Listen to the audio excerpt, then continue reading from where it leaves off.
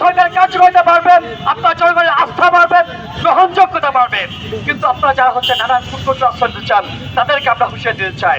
সর্বশেষ একটা কথাই বলতে চাই, যারা হচ্ছে ক্ষমতাকে কক্ষিগত করে রাখতে চায়, যারা 90 পরবর্তী কমিটমেন্ট ব্রেক করে 24 সালে কমিটমেন্ট ব্রেক করতে চায়, তাদেরকে আমরা হুঁশিয়ারি দিতে চাই।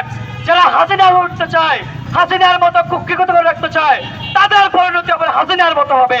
আমরা বলতে চাই, হাসিনাকে ঘাটানোর জন্য 24 তারিখে মাত্র 37 দিন লেগেছিল, আপনাদেরকে ঘাটানোর জন্য 37 দিন লাগবে না, 36 ঘন্টা যথেষ্ট। সংগ্রামী বন্ধুগণ, একটা দুঃখজনক বিষয় বলি, এই ছাত্রদের নেতৃত্বে গণ অভ্যুত্থান সফল হওয়ার পরে যারা অন্যায় জুলুম, জেল জুলুম থেকে, কারাবরণ থেকে যারা মুক্তি লাভ করেছেন, সেই মুক্তি লাভ করা ব্যক্তিরা, সেই মাজলুম ব্যক্তিরা আজকে ছাত্রদের সাথে নিমক হারামি করেছেন।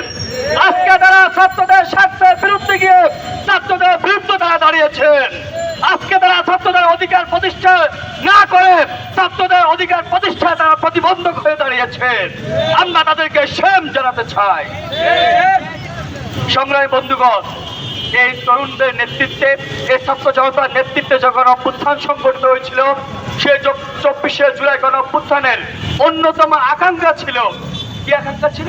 সেটা হচ্ছে যে ফ্যাসিবাদের বিলোপ সাধন করা। আমরা বারবার করে বলেছি, আমরা এই যে ফ্যাসিবাদী কাঠামো আমরা চেঞ্জ করতে চাই। আমরা বারবার করে বলেছি, আমরা লঙ্কা সিস্টেম চেঞ্জ করতে চাই, বারবার করে আমরা রাবণ চেঞ্জ করতে চাই না।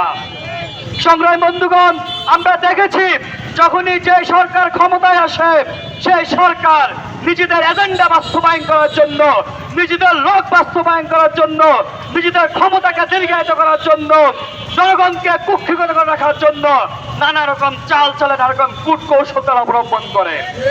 আমরা দেখেছি এদেশে 90 গণ অভ্যুত্থান সংগঠিত হয়েছিল, কিন্তু কি হয়েছিল? 90 গণ অভ্যুত্থান পরবর্তীতে এদেশের সর্বপ্রথম গণ অভ্যুত্থানের যে কমিটমেন্ট ব্রেক করেছিল এদেশের জাতীয়তাবাদী দল বিএনপি। কিভাবে?